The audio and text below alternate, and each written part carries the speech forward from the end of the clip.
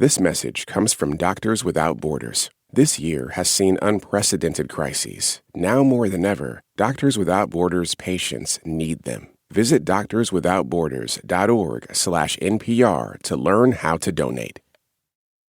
Hey, it's Peter Sagal. We are almost at the end of 2025, and if I may, I will speak for everybody at NPR and at your local stations and in public media and say good riddance.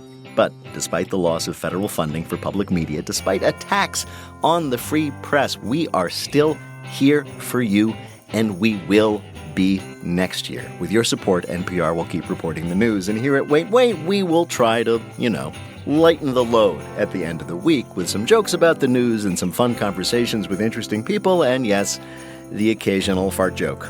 If you are already an NPR Plus supporter, thank you so much. We see you, and we are so grateful for you.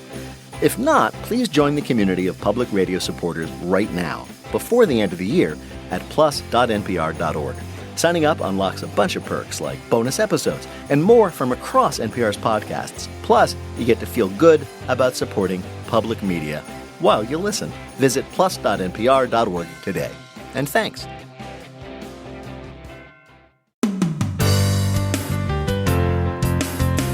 From NPR and WBEZ Chicago, this is Wait, Don't Tell Me, the NPR News Quiz.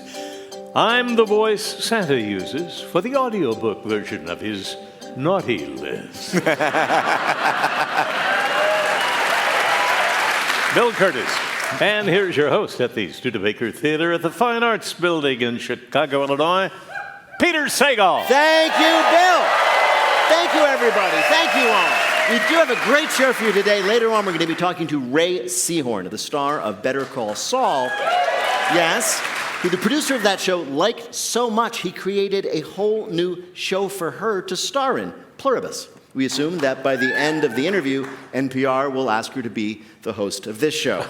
So if you want to talk to me, you'd better hurry. The number is 1-888-WAIT-WAIT. That's 1-888-924-8924. It's time to welcome our first listener contestant.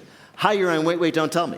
Hi, Peter. My name is Rachel, and I'm calling from Waukee, Iowa. Hey, Rachel. What do you do there in Waukee, Iowa? I am a physical therapist. Oh, that's great. That's terrific. Yes. Do you have a specialty in physical therapy, a particular kind of injury, perhaps? I do. I am a pelvic floor physical therapist, so I help a lot of people with bowel and bladder issues and pelvic pain. Whoa. And I am trying to think of something I can say about that we can broadcast on public radio. How about this? Could you give me your phone number? Anytime, Paula. Thank you. Well, let me introduce you, Rachel, to our panel. First, as you heard, it's a comedian you can see on New Year's Eve in San Francisco at the Palace of Fine Arts Theater, and you can hear her every week on her own podcast, Nobody Listens to Paula Poundstone. It is Paula Poundstone. Hey, Rachel. Next, he's a comedian and host of the new podcast, Health Stuff, available wherever you might get your podcasts. It's Kondabolu. Hello, Rachel. And finally, a comedian performing at the Crocodile in Seattle on December 28th and the Helium in Portland on the 30th and 31st. It's Josh Gondelman. Hello. Hi, Rachel. Rachel, you're going to play Who's Bill this time. Bill Curtis, standing right next to me, is going to read for you 3 quotations from this week's news. If you can correctly identify or explain just 2 of them, you will win our prize. Any voice from our show you choose on your voicemail. You ready to go?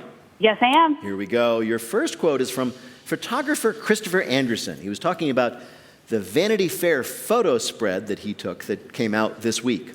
I don't go in with the mission of making them look good or bad. He was saying it's not his fault for how scary the photos he took were of the people who work where? With the Trump administration in the White House. Yes, in the Trump White House.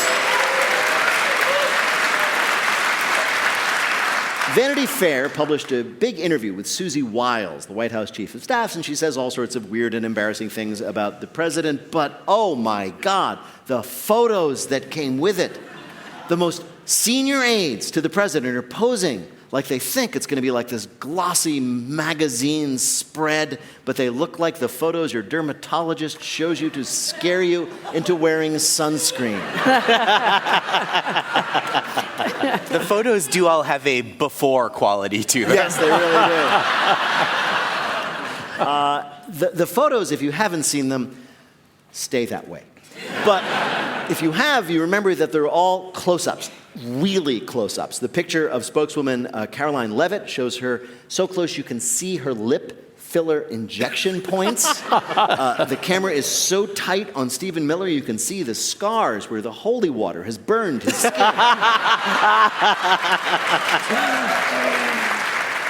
He looks, I don't like to make fun of people's looks, but he does look like a hairless cat.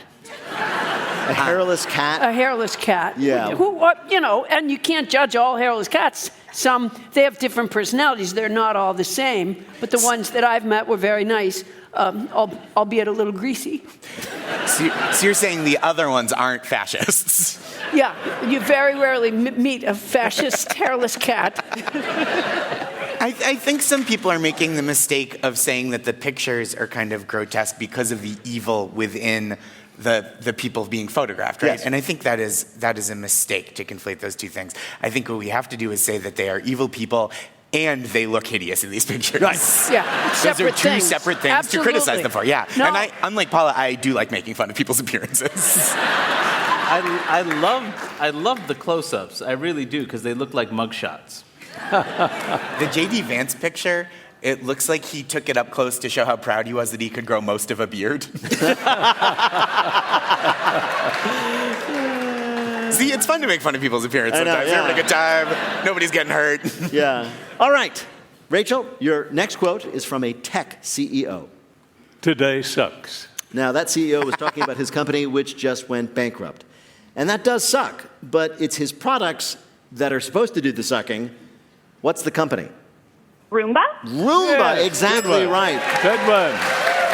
You know, that brings up a question, Rachel, so long as we have you on the phone and given your area of expertise.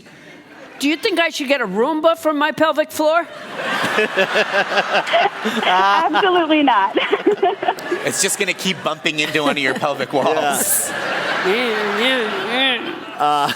Anyway, yes, iRobot, maker of the Roomba robot vacuum, has filed for bankruptcy. I guess despite all their promises, the company could not find its way back to the charger and just died in the middle of the room. Man, if AI ended, like if robotics ended with the Roomba, we'd be so much better off. Mm-hmm. Like my Roomba just moves dirt from one room to the next room. Right. Is You it have a broken? Roomba? Yeah, I do. Well, I think You it's never a told me Roomba. that before. Well, we never discussed how I clean my house. Would your opinion of him have changed had you known he had a Roomba? I just think it's the sort of thing friends tell each other. I was gifted a Roomba. I also have a Roomba. Both Those ones have were coming Roombas? clean, yeah. Yeah. Well, because it was important to me and my wife that our dog have an enemy. So, And you have a wife now. I have a wife. Yeah. that's Paula, right. I have a wife. Oh, my heavens. This really changes everything. If you do have a Roomba, Just real quick, if my wife is listening, this changes nothing. okay. If you have a Roomba, be careful how you break the news of this bankruptcy to it. When I told mine, it headed directly for the stairs. All right, Rachel, here is your last quote. Soul Santa, Sugar Plum Twist, The Holiday Fix-Up, and Romance at Reindeer Lodge. Those are names that appear on a new tourist map of Connecticut for people who want to go to the real places where what movies were filmed. Christmas movies? Yes, specifically Hallmark Christmas movies. The state of Connecticut has actually published, yes, we all love them, the state of Connecticut has actually published a Connecticut Christmas movie map. So you can now take a tour to see the filming locations of your favorite Hallmark Christmas movies. Think of it, 22 gorgeous places for you to go and dump your big city fiancé. People want to see the real places where these movies were filmed because they think that maybe they too will meet an old flame who stayed in town and grew up to be charming and sensitive and romantic. I am sorry, in real life, every guy who fails to move away from his small town becomes a cop.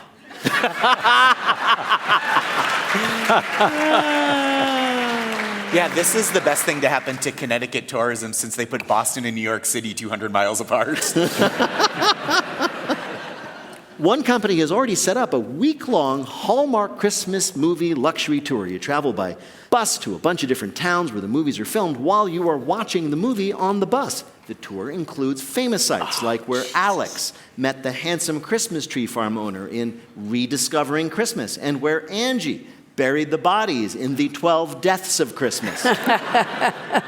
So I didn't realize the kicker of they watch the movies on the bus. Isn't that great? You watch the movie, and then when the bus stops, you get off and you're where the movie was set. Isn't that lovely? No, it's awful. There has to be, people can't really want to do this. There has to be something bad. Maybe it's that they get the addresses because they know the people are going to be gone for a week. So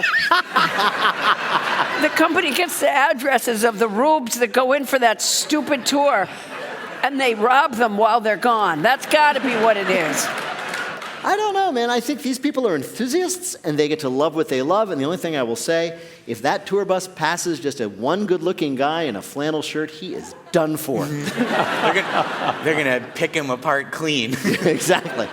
Bill, how did Rachel do in our quiz? Rachel was hot.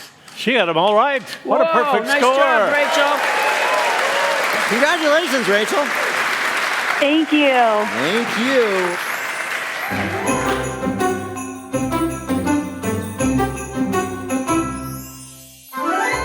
Right now, panel, it is time for you to answer some questions about this week's news. Josh, the AI giant Anthropic has been experimenting with AI-powered vending machines. Oh, yeah. And these vending machines can order their own inventory, they can set their own prices, interact with customers, all without human intervention. And they recently gave one to the Wall Street Journal just to try it out, and within days, it did what? Oh, it was hemorrhaging money. It ordered a PlayStation and gave it away. You're right. Yeah. But that's not all. Let me tell you what it did.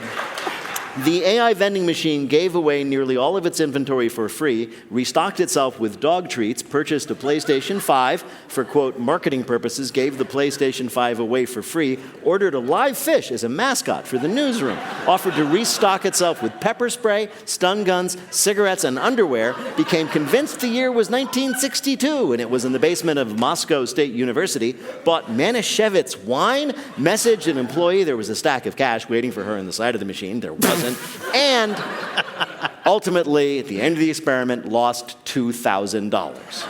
And yet, Roomba's the company that's going out of business. I know. Sometimes you give it all away to find the meaning of it all. Coming up, our panelists get technical in our Bluff the Listener game. Call 1-888-WAIT-WAIT to play. We'll be back in a minute with more of Wait, Wait, Don't Tell Me from NPR. This message comes from BritBox. It's the coziest time of the year on BritBox. That means curling up with a gripping murder mystery, basking in the ambiance of a sumptuous period drama, or unboxing the unexpected with a hidden gem. Cuddle up with the best of British TV, including BritBox original series based on best-selling novels like Linley and a new season of Karen Peary. However you cozy, it's all a bit warmer with BritBox. See holidays differently when you stream the best of British TV with BritBox. This message comes from Doctors Without Borders. Now more than ever, the world is in crisis. Communities cut off from care, children facing starvation, families displaced. Doctors Without Borders is on the ground, providing medical care, delivering aid, and saving lives wherever the needs are greatest. Doctors Without Borders patients need them, and your support powers their life-saving care. Learn how to donate at doctorswithoutborders.org/NPR. This message comes from Charles Schwab. When it comes to managing your wealth, Schwab gives you more choices, like full-service wealth management and advice when you need it. You can also invest on your own and trade on Thinkorswim. Visit schwab.com to learn more. NPR has been an American tradition for more than 50 years. Now it's up to you to help pass it on. Ensure its future with a donation today. Visit donate.npr.org.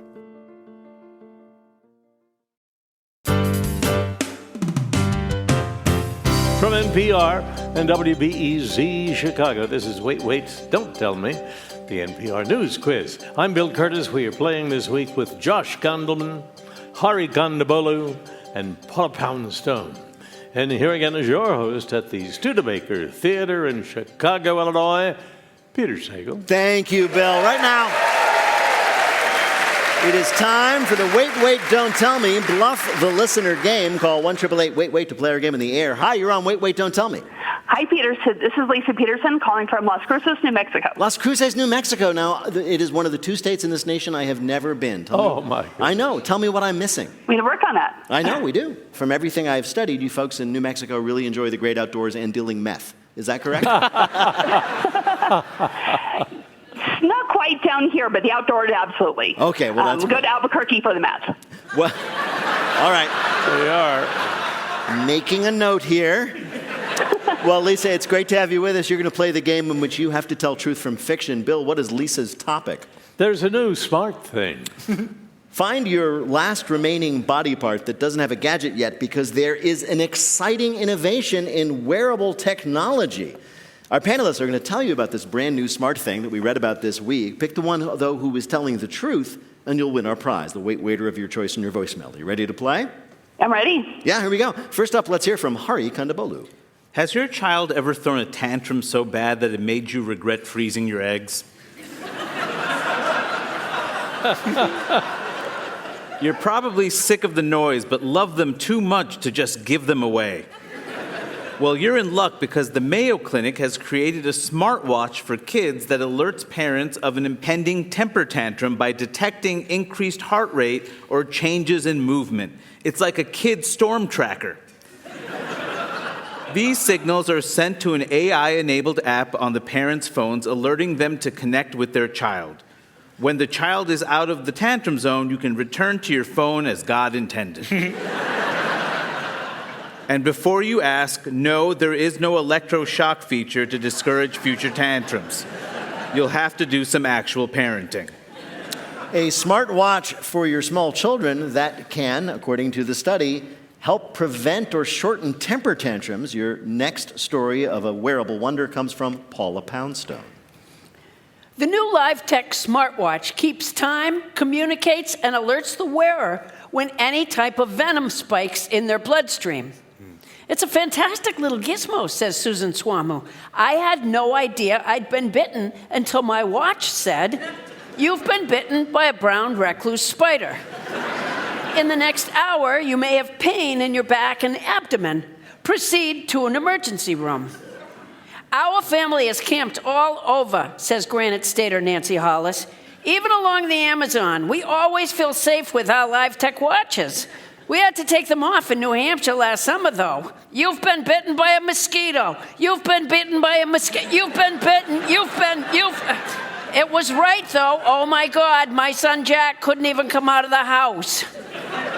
There are some dissatisfied customers.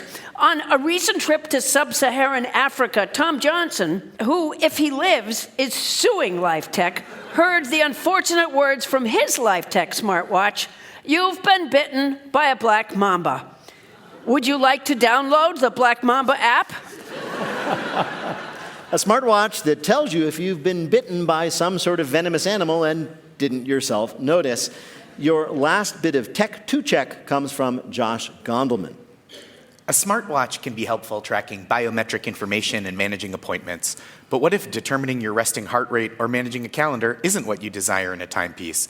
What if you want a watch that looks cool and not like a house arrest monitor that also receives email? Great news. Apple has announced that in addition to their signature smartwatch, they will soon offer the industry's first handsome watch. The handsome watch puts design first. Much like a good-looking person, it's so visually appealing that you won't even care if it's good at its job. It might also be smart, but honestly, who cares? Oh no, it miscounted your steps. Well, you'll probably be walking less anyway after its sleek titanium case takes your breath away.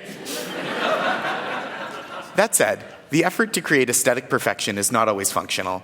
To achieve a pleasing level of symmetry, the watch's analog mode features an hour hand and a minute hand of exactly the same length. It is stunning, but extremely difficult to use for telling time. In addition to launching the handsome watch, Apple is rumored to be working on an emotionally intelligent watch, a great personality watch, and a low brightness, no ringer model that is great in bed. All right, so Perhaps someday soon, or even now, you'd be able to get one of these smart devices. Was it from Hari Kondabolu, a smartwatch for your small child that will warn you of an impending temper tantrum? From Paula Poundstone, a watch that lets you know, in case you were busy doing something else, that you've just been bitten by a venomous animal. Or from Josh Gondelman, from Apple, not a smartwatch, but the handsome watch, which can't do anything, but boy, is it good to look at. Which of these is the real wearable tech we read about in the news this week? Well, I'm a child psychologist, so I really want Hari to be true, so I'm going to go with him. You're actually yourself a child psychologist. You think that this would be perhaps a good thing, so your choice then is Hari's story. Well, this is great because actually, to bring you the true story, we spoke to one of the people behind this technology. We should be able to predict the likely chance of a temper tantrum or a temper outburst. That was Arjun Atreya, an associate professor at the Mayo Clinic, who co-led the study into the tantrum-preventing smartwatch. Congratulations, you got it right. You earned a point for Hari, and you've won our prize, the voice of your choice on your voicemail. Well done. Thank you so much for calling to play. Thank you, Peter. Thank you. Take care.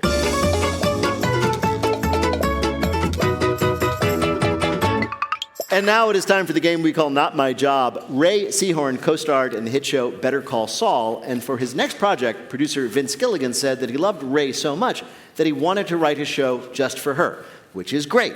But if he liked her so much, why did he ask her to play literally the unhappiest person on earth? The star of Pluribus on Apple Plus joins us now. Rhea Seehorn, welcome to Wait, Wait, Don't Tell Me. So you have risen to the top of Hollywood with a very unusual method by being a lovely person. I think you may be the first person who's ever tried it. I have read that your role on Better Call Saul, your first show with Vince Gilligan, was rather small to begin with, not a major character, but that they, the producers, and the audience liked her so much, your role just became bigger. Is that true? I mean, I don't know all of the inner workings of it. I do know that they told me after the fact that they weren't sure how long I would be there, or if I would just end up being, the one that got away to Jimmy, or some, mythological thing that he wished he had risen to. I do think they enjoyed my performance, but I also think they realized it was a very good storytelling tool. Right. You could have just admitted to sucking up, but that also was a lovely story. And I hope the emails never come out. Better Call Saul, for people who don't know, was a prequel to Breaking Bad, and your character, Kim Wexler, is not in Breaking Bad. So like every other fan of Better Call Saul, I was terrified every episode that you were going to get killed, right? And As was I. Well, that was the question. Because I wondered, was it like on The Sopranos, where like every actor famously would open the script that week wondering if like that was their number had come up? Yeah, exactly. I mean, I'm thinking the Game of Thrones people had it even worse. Yeah, sure. My good friend Patrick Fabian and I would just, the first couple of seasons, I would say, we would get our scripts and just call each other, flipping through and just go, I'm not dead, I'm not dead, I'm not dead. And he didn't tell me that he knew he was going to die in that last season. I got surprised reading the script, and Bob and Patrick and I lived together for most of the seasons of shooting, and I ran upstairs. I was like, I can't believe you kept this from me. And he did, and he even kept it from his wife, who watched it. Really? Watched it when it aired and was like, "What?" I should pause and explain that Patrick Fabian played a character, a lawyer, who, again, like your character, is not in Breaking Bad. Yes. And so thus the same speculation. And in his case, boy, did he get whacked. Wow. And you're saying that the actor Patrick Fabian did not even tell his wife? So he's like sitting at home and the episode just dropped and he's like, well, honey. Well, he's a wonderful father to, at that time, much younger girls and a great husband. So he would fly back and forth a lot for any episodes he's not in, and he wasn't in all of them. So it wasn't unusual for her to see him come home, for a couple of episodes. But she didn't realize that he was shot and killed. This isn't my situation, or it doesn't sound like his, but I can't imagine being in a marriage where you're like, how does she react when she sees me die? I was just thinking that. Just watching to see if there's like an unconscious grin. Yeah, right? just like, to check. Did you just giggle? All right. Yeah, a little part of like force majeure kind of. That's 8. We have to talk about Pluribus, which I love and am just so excited when every episode comes. One of the things. Thank you. I hear Paula won't watch it. Yeah. It's not that I won't watch it. Listen, I love Rhea Seehorn to death, and I would watch anything you were in. I would watch like a cleaning product commercial with you, but I don't know how to do streaming or any kind of paid television. So I watched Better Call Saul so many times that I know so much more about it than what any of you are saying. I watched it because I watched it on DVD. So if it doesn't come out on DVD or there's not like a puppet show version of it, I don't. I'm gonna buy you an Apple TV and then paint it to look like a VCR. Oh, it could also come out on VHS, Ray, because I still have a VCR. I was just with Vince this morning doing an interview and told him I was coming on. He says hi. He also loves this show. And literally said, Paula, he's going to find out if there's a way for us to make VHS tapes of the show. Oh, thank you. In addition to being a huge fan of yours, I respect you immensely because you spent a lot of times in the trenches in theater and doing what work you could. And I wondered if you knew at this juncture what your first listed credit on IMDb.com is. What does IMDb say? The IMDb says your first credit as a professional actor was playing the tutorial sorceress in the Magic the Gathering video game. That was a very early job. Yes. And so in the original game, it was software of the card game, and but it came with a tutorial, and on the back of the box, but it would be like a teeny tiny window on your screen would be the tutorial about how to navigate through the game.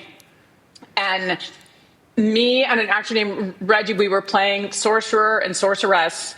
And it was so low budget that they didn't have shoes, but they wanted us to look like we were wearing kind of gladiator sorcerer boots or whatever. So we're just wearing tube socks with electrical tape in crisscross fashion. Oh, wow. Yeah, so that's if you look carefully at Gladiator, that's what Russell Crowe wore. That's true. Right. So yes, right. You and this other actor, because in Quit Show Business, you do this. You constantly are talking to the camera and telling in sort of magical, deep voices. And this is how you do this, and then you do that, right. and then you do that. It's very entertaining. It's on YouTube. You can watch the whole thing, as I did. Out. If you are a Rhea Seehorn completist, it's out there for you. And have you ever actually played the Magic the Gathering video game? I was so excited that my photo was on the back that I went to Best Buy, and I couldn't afford whatever the game was back then. It was like $45 or something, and I showed them the picture on the back, and I was like, "This is me! Oh my God, I did that! Would you give me a copy?" And now I bet they wish they had. Probably not. Yeah. I'm just imagining all these aging nerds who bought that video game watching your show and going, do I know her? Well, Rhea Seehorn, it is such a joy to talk to you, and we have, in fact, asked you here to play a game.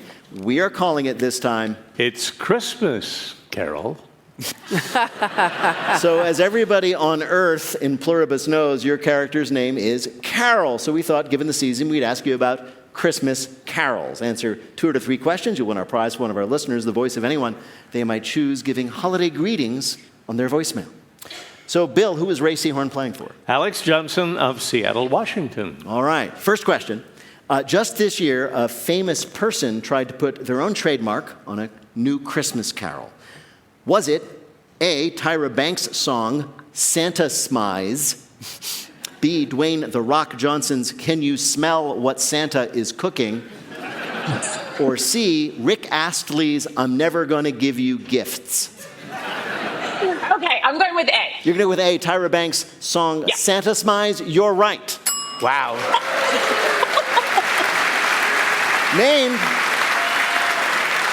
Named by the Washington Post as one of the 5 worst Christmas carols of the year. So, all right, that was very good and instinctual and very good. All right. Next question. In 1953, a child singer named Gayla Peavy recorded and released a song called I Want a Hippopotamus for Christmas. Big hit. What was the result? A, The response to the song was so negative, she eventually became a nun and took a vow of silence. B, stuffed hippos were going in the black market for $5,000 in today's money. Or C, somebody actually gave her a hippo. I think C. You're right, it was C, yes. It was a huge hit. She sang it on the Ed Sullivan Show, and somebody gave her a hippo, and she eventually donated said hippo to the Oklahoma City Zoo. Okay, you're being perfect in this, as you have been in all things. Here's your last question. John Denver put out a Christmas album once, Rocky Mountain Christmas, which included which of these less than merry Christmas songs? A, Please Daddy, Don't Get Drunk This Christmas. B, My Gift for You is My Love, parentheses, because that's all I can afford. Or C, Poisoned by the Mistletoe. Wow. With A. You're going to go with A. Wow. Again, Please Daddy, Don't Get Drunk This Christmas. You're right again. That is pretty impressive. Yeah, that was one of the songs. We were going to play you a sample of the song, Please Daddy, Don't Get Drunk This Christmas, but it is ridiculously sad.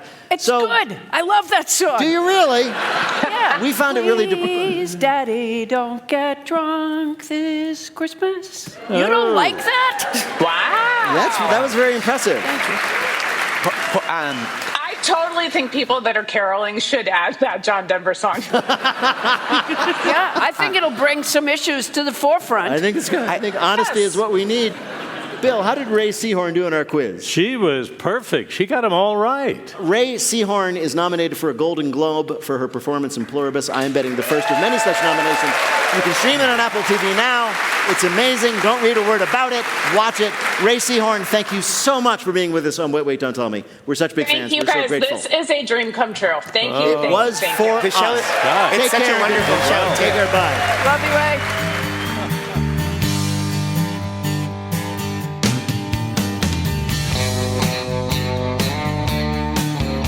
In just a minute, Bill takes it all off for the holidays and our Listener Limerick Challenge. Call 1-888-WAIT-WAIT to join us on the air. We'll be back in a minute with more of Wait, Wait, Don't Tell Me from NPR.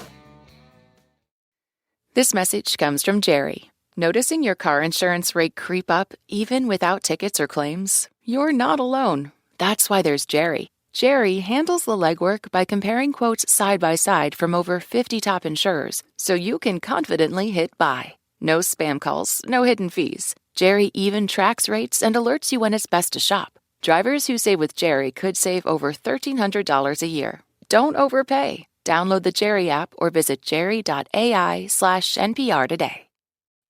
This message comes from Whole Foods Market. Build the perfect holiday meal at Whole Foods Market. From traditional holiday must-haves to creative twists, everything must pass their strict ingredient standards. Grab sales on their impressive centerpiece mains with no antibiotics ever. Aim to please with limited-time desserts like chocolate bourbon pecan pie. And ring in 2026 with sales on quality seafood. Shop for your celebration at Whole Foods Market with so many ways to save. Terms apply. From NPR and WBEZ Chicago, this is Wait, Wait, Don't Tell Me, the NPR News Quiz. I'm Bill Curtis. We are playing this week with Josh Gondelman, Hari Kondabolu, and Paula Poundstone. And here again is your host at the Studebaker Theater in Chicago, Illinois, Peter Sagal. Thank you, Bill. In just a minute, coming down through the chimney is good old St. Limerick. If you'd like to play, even after I said that, give us a call at 1-888-WAIT-WAIT. That's 1-888-924-8924. Right now, panel, some more questions for you from the week's news. Josh, the New York Times published a helpful guide for getting along with your in-laws while you visit during the holidays. Mm-hmm. And they say if nothing else works, they finally suggest that after dinner you should just do what? Put on the TV? No. Okay. Well, they have a different strategy than I do. Okay. Can I have a hint? Yes, you can. Just say you just can't function without your nightly 14 hours of sleep. Oh, just retire to bed early. Just go to bed. Have you... That's right. Have you already made fun of all your partner's baby pictures and reached the point where saying more about the weather would just be weird? Just go to bed. It's a great way to make sure you never have to say, oh yeah, your grandpa tells great stories. You always know everybody's race.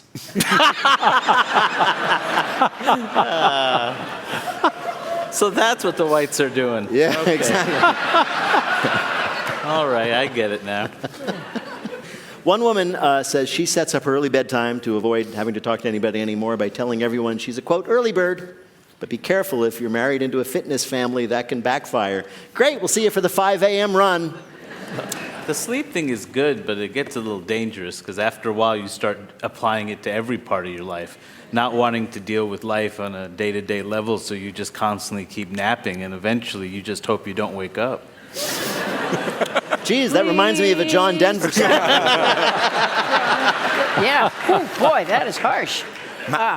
My in-laws are lovely, but they're also very sleepy. So I feel like or they're trying to avoid me. Yeah. Is what I think might be happening. I'm realizing in real time that's what's going on. I saw that light switch click for you right there. You visit your in-laws, and your mother-in-law's like, well, guess I need to go to bed. And you're like, Mama, we just had lunch. I'm on to you, Susan. We're having coffee at 5 p.m. next time I visit. Yeah, two can play at that game. Mm-hmm. Hurry, singles sick of managing their online profiles are letting who step in to help?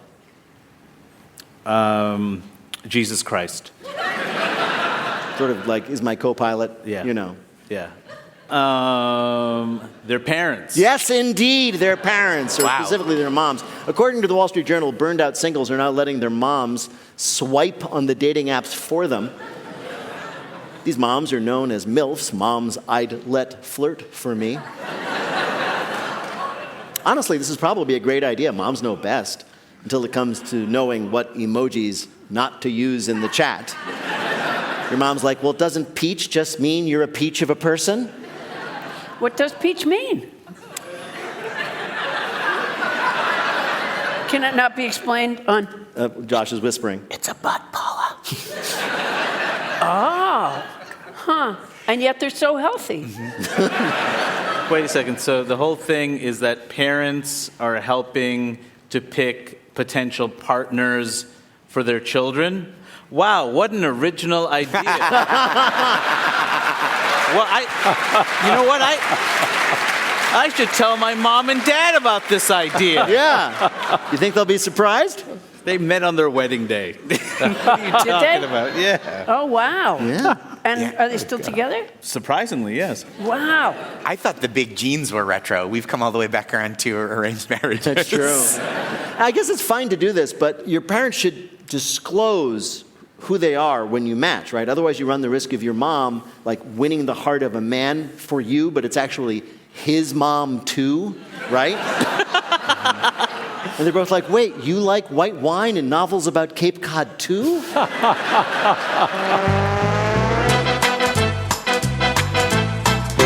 Coming up, it's Lightning Fill in the Blank, but first it's the game where you have to listen for the rhyme. If you'd like to play on air, call or leave a message at 1-888-WAIT-WAIT. That's 1-888-924-8924. You can see us most weeks here at the Studebaker Theater in Chicago, or you can catch us on the road. We will be in Bloomington, Indiana on February 26th.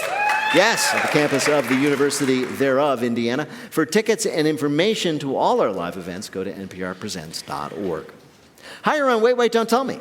Hi, this is Cynthia calling from Los Angeles, California. Well, how are things in L.A.? Oh, it's really, really warm. Oh, to hell with you.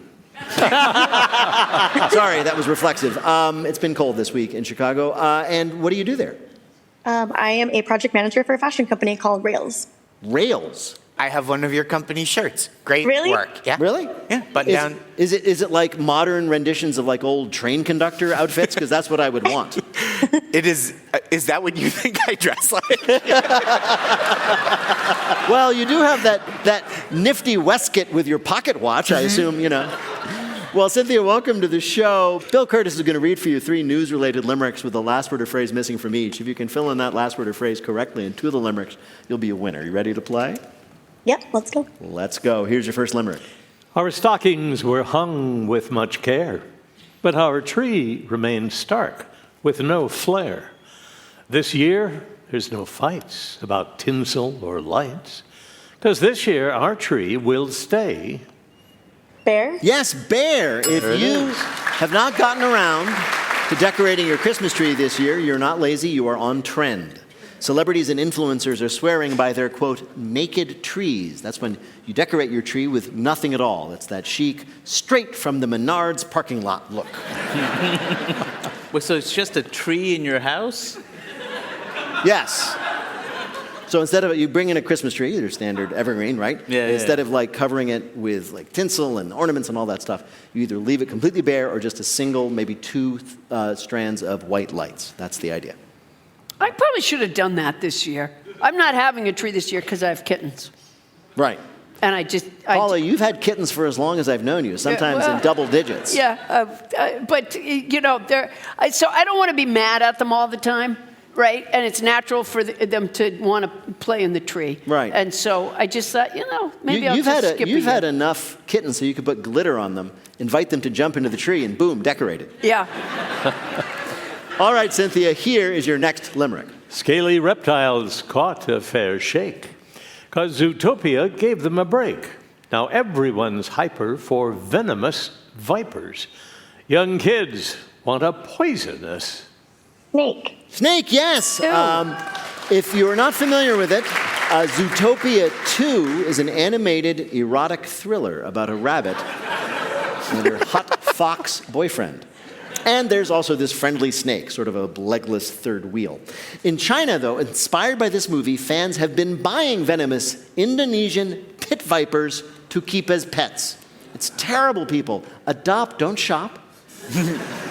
I enjoyed Snagglepuss, and I didn't get a saber-toothed tiger with kind of a lisp. This happens all the time, though, right? Like whenever there's a new 101 Dalmatians movie, kids are clamoring for Dalmatians. And when Shrek came out, I was like, I just gotta have a donkey and an ogre. Yeah, I was about to say, I went for the ogre. To keep the donkey company. Yes, exactly. All right, here is your last limerick. Pop music once had a bright spark. Think of Saturdays spent in the park. But basses grew boomy, and lyrics got gloomy. Now pop songs are stressed out and... Dark? Dark, yes. A new study of American pop music has found that over the past 50 years, the lyrics of pop songs have become progressively more stressed out and gloomy. Personally, I think this underestimates how stressful it was realizing that nobody, not one person alive, knew who put the bump in the bump to bump to bump. Nor who let the dogs out. True. A lot of unanswered questions. Cold cases, if you will. An analysis of lyrics of over 250,000 hit songs released between 1973 and 2023 found that over that span, the presence of words related to stress, anxiety, and pressure increased by 81%. Because before 1973, as I'm sure some of you remember, 100% of song lyrics were about riding a bicycle with your sweetie. Bill, how did Cynthia do in our quiz? Cynthia was so perfect, she got 3 in a row. Congratulations, 3-0. Cynthia. Good job, Well Cynthia. done. And thank you for Josh's always fashionable look. Thank you. I'm just guessing here that Josh would not mind a gig as like a catalog model. That's in case right. you're looking for one. Yeah. I'll keep in mind. Keep that in mind. Okay. Yeah. Thank you so much, Cynthia. Bye-bye. Thank you for that patronizing Cheers, yes. Cynthia. I will keep that in mind.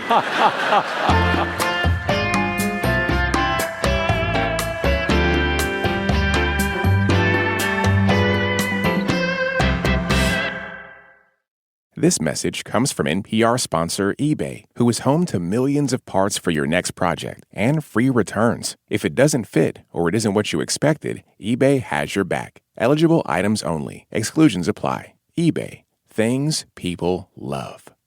This message comes from the Council for Interior Design Qualification. Interior designer and CIDQ president Siavash Madani describes his fundamentals of interior design.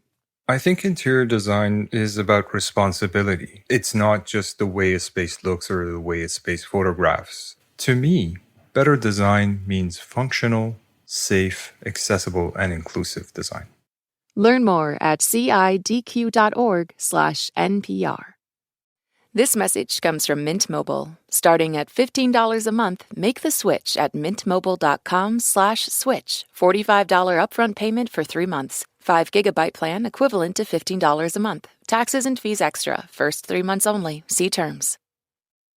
Now on to our final game, Lightning Fill in the Blank. Each of our players will have 60 seconds in which to answer as many fill-in-the-blank questions as they can. Each correct answer is worth 2 points. Bill, can you give us the scores? Josh and Hari each racking up 3 apiece, and Paula 1.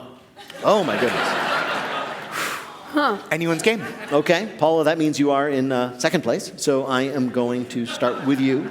The clock will start when they begin your first question, fill in the blank. During a primetime address on Wednesday, blank again blamed Joe Biden for inflation. Trump. Right. On Monday, Ford announced it was dramatically scaling back its production of blanks. Cars. What kind of cars? Pintos. No. It's about time, but they finally gave up. No, Yeah, they EVs, did. electric vehicles. This week, the okay. White House added 20 new countries to the list of those with blank restrictions into the U.S. Immigration. Right, travel. According to the CDC, the blank outbreaks in Utah and South Carolina are getting worse. Measles. Right. This week, a woman sued the IRS, claiming that she should be able to claim blank as her dependent. Trump. No, her dog. Oh. On Tuesday, the president's son blank got engaged to a Palm Beach socialite. Don Jr. Right. On Thursday, the jackpot for the blank rose above $1.5 billion. For the lottery. Yeah, the Powerball. This week, a man sued a casino in Las Vegas after he woke up the morning after a night out there and found himself blank. Morning after a night out there and Yes. found himself on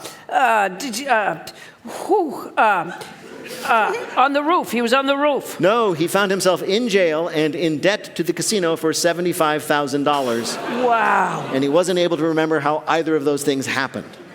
The 64-year-old man says he was incapacitated the evening before and that the signatures on several casino markers only loosely resemble his own. He says the casino should not have allowed him to continue gambling while he was drunk, which is absolutely reasonable because when I walk into a casino, my first thought is always, finally, a place with a strong moral compass.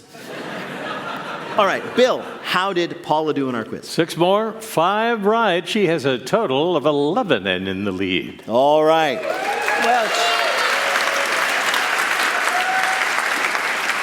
Hari and Josh are tied, so I'm just going to choose Hari to go next. Fill in the blank, Hari. Here we go. On Wednesday, the Academy Awards announced they were moving from ABC to streaming live on blank in 2029. YouTube. Right. This week, the White House announced that most members of the blank would receive checks before Christmas. Of the working class. No, the military. On Wednesday, at least 4 people were killed in the latest U.S. blank strike. Bombing of Venezuela. No, I'll give it to you, the bombing of their boats. After discovering he did not win the Heisman Trophy, Vanderbilt quarterback Diego Pavia displayed true sportsmanship and blanked.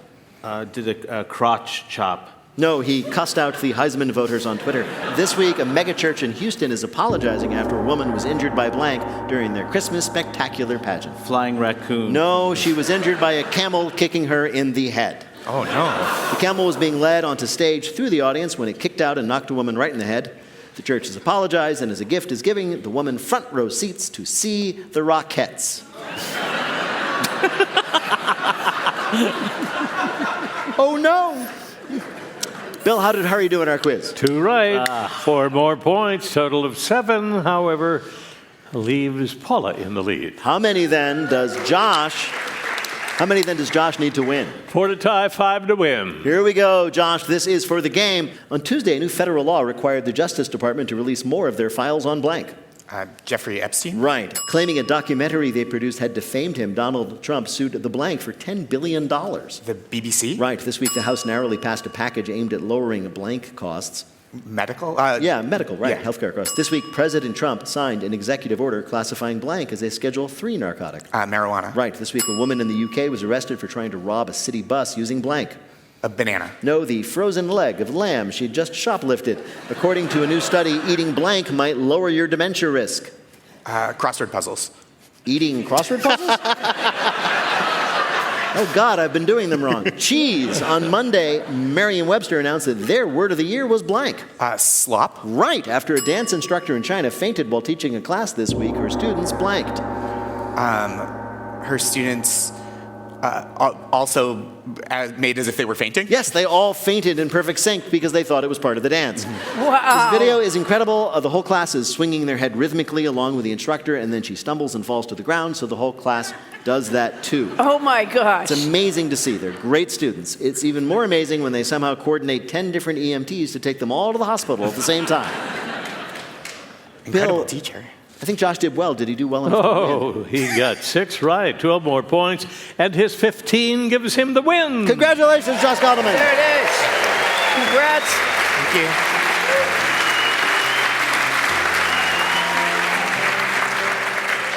Coming up, our panelists predict what will be the big Christmas present this year around that tree. But first, let me tell you that Wait, Don't Tell Me is a production of NPR and WBEZ Chicago in association with Urgent Haircut Productions. Doug Berman, benevolent overlord. Philip Gotica writes our limericks. Our public address announcer is Paul Friedman. Our tour manager is Shana Donald. Thanks to the staff and crew at the Studebaker Theater, and very special thanks to Barry Sorkin and everybody at Smoke Barbecue for catering our holiday party. BJ Liederman composed our theme. Our program is produced by Jennifer Mills, Miles Dornbos, and Lillian King. Special thanks to Mohamed El Sheikhi and Monica Hickey.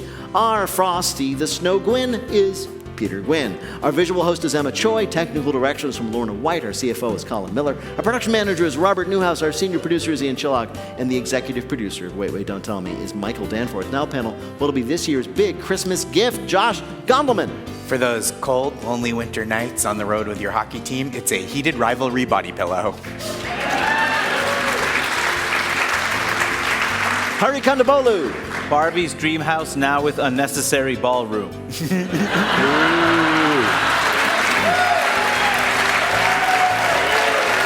That's good. And Paula Poundstone. Hot chocolate with mushrooms, a party in a cup. And if any of that happens, panel, we'll ask you about it on Wait, Don't Tell Me. Thank you so much, Bill Curtis. Thanks also to Hari Kondabolu, Paula Poundstone, Josh Gondelman. Thanks to our fabulous audience here who joined us at the Studebaker Theater. We appreciate your warmth. Thank you all for listening wherever you may be. I'm Peter Sagal. We'll see you next week.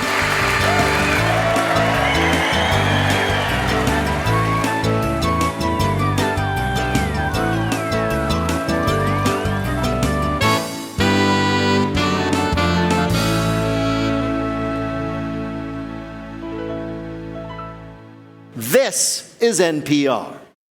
This message comes from Vital Farms, who works with small American farms to bring you pasture-raised eggs. Farmer Tanner Pace shares a moment that brings him a sense of purpose. I think that when the barn doors open and the hens run to the paddocks, you can truly see what a happy hen really is. I love pasture-raised eggs because you can see the work and the pride that the farmers have and have put into these eggs. To learn more about how Vital Farms farmers care for their hens, visit vitalfarms.com. This message comes from Solidigm.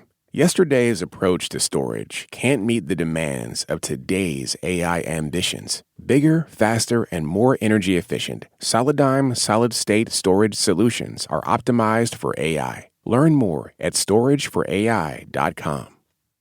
This message comes from the Sierra Club, fighting to protect America's national parks and forests. These public lands are the nation's legacy, and their future is worth fighting for. Donate at sierraclub.org/NPR, and your gift will be matched.